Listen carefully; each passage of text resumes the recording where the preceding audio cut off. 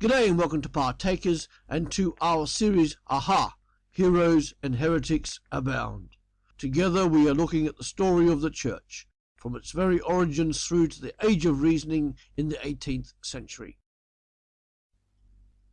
Last time we looked very briefly at the councils as the Church formulated its thinking in regards to what the gospel is, who Jesus Christ was, and for true doctrine.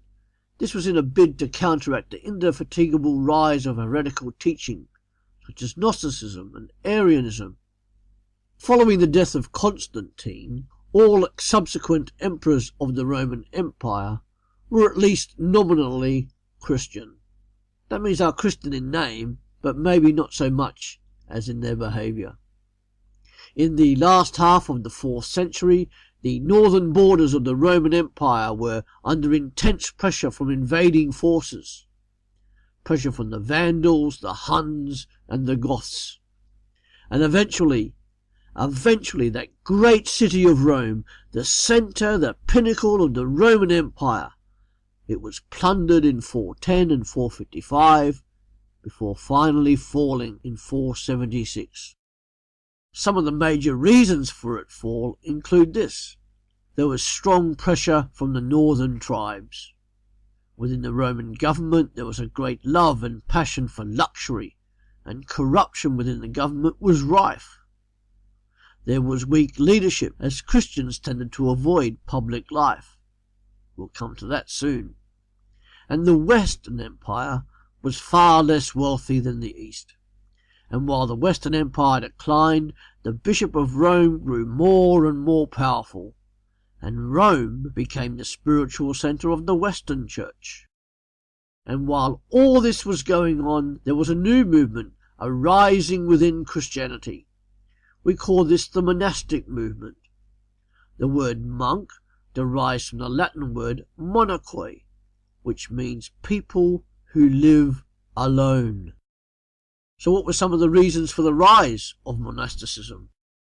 In the 4th century there was a major increase in pagan influence in the church. Many people tried a solitary life as a means of achieving a purer devotion to God without any external pressure.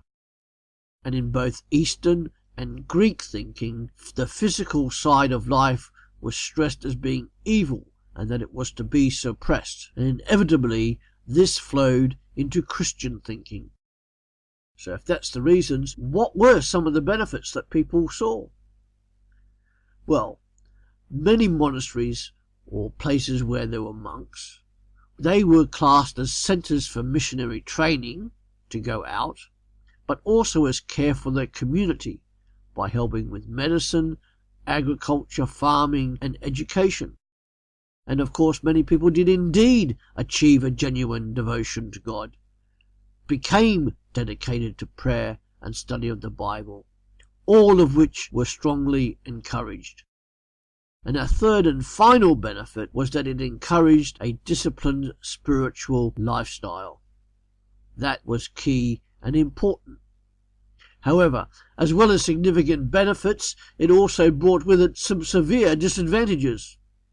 It meant in many cases that Christians withdrew totally from society and retreating from their local community, instead of ministering to and being of encouragement to their community.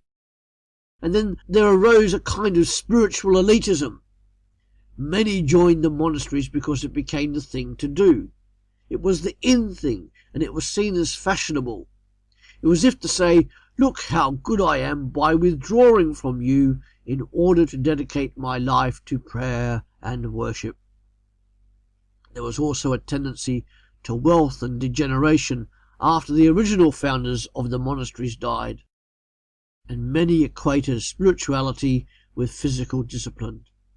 For example, Scripture promotes marriage and the physical side of life as being given by God. It is to be enjoyed rather than nullified and suppressed. That's it for now. Next time in our series Aha, we will look at some of the leaders of the monastic movement.